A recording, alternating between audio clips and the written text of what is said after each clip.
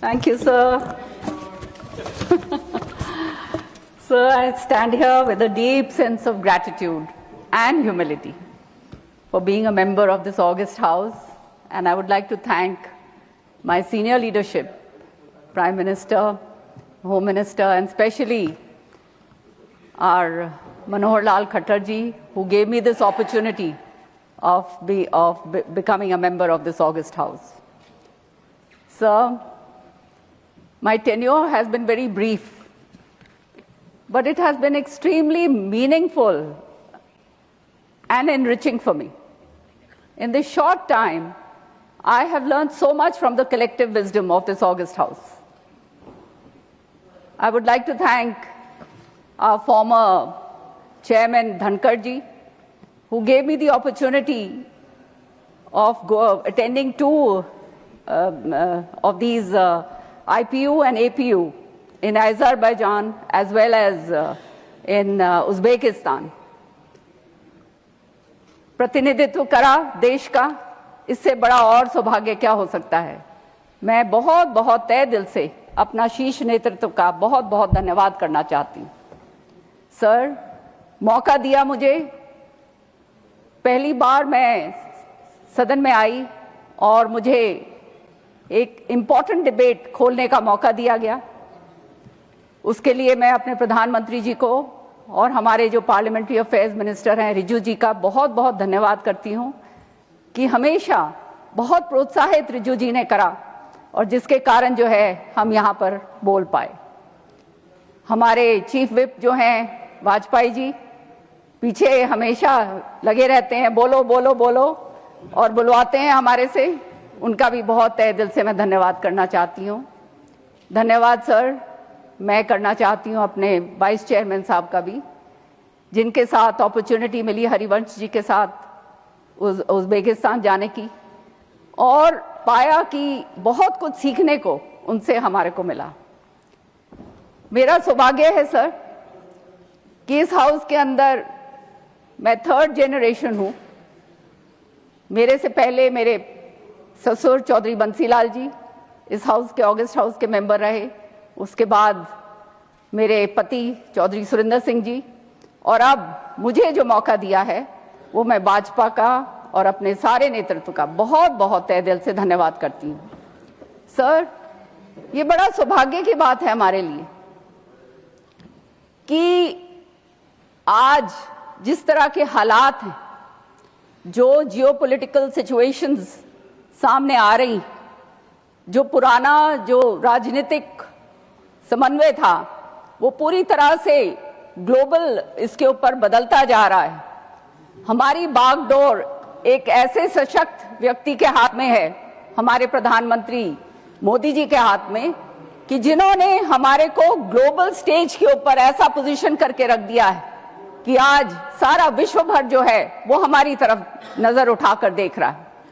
आज महिलाएं जो हैं पूरे हिंदुस्तान के अंदर इस बात से बहुत उत्साहित हैं कि आने वाले समय में जो ये नारी अधिनियम, ये जो बिल पेश किया गया है, इससे विमेन एम्पावरमेंट कितना जबरदस्त होगा।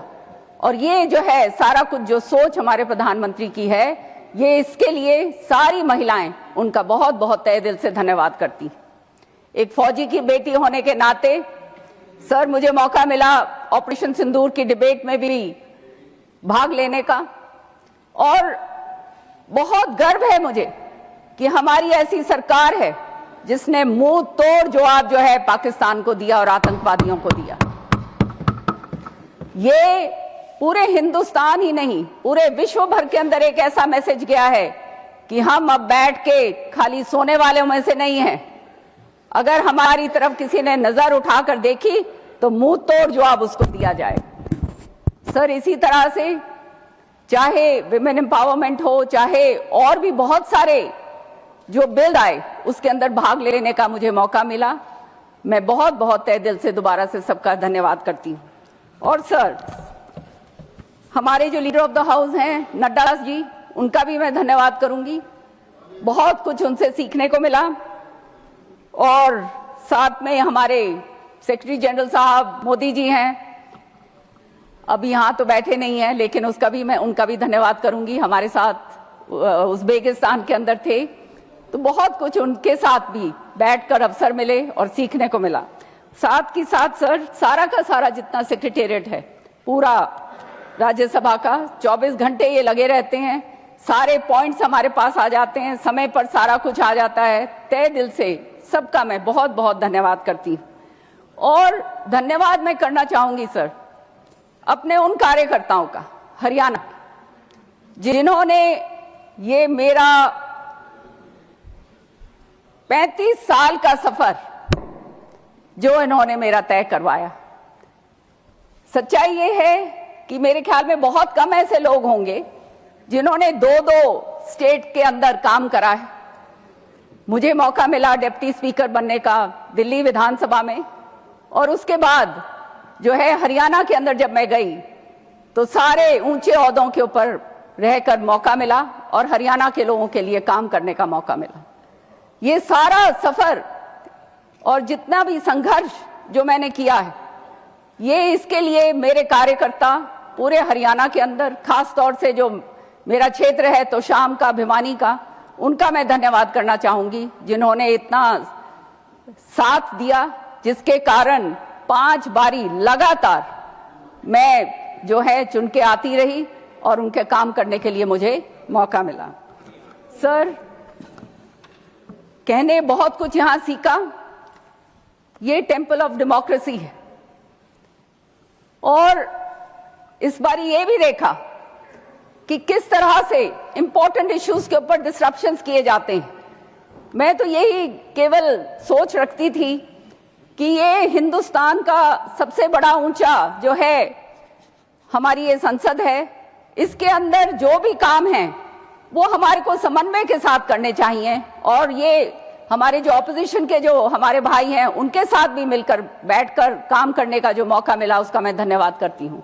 अंत में चंद I would like to just read out a few lines.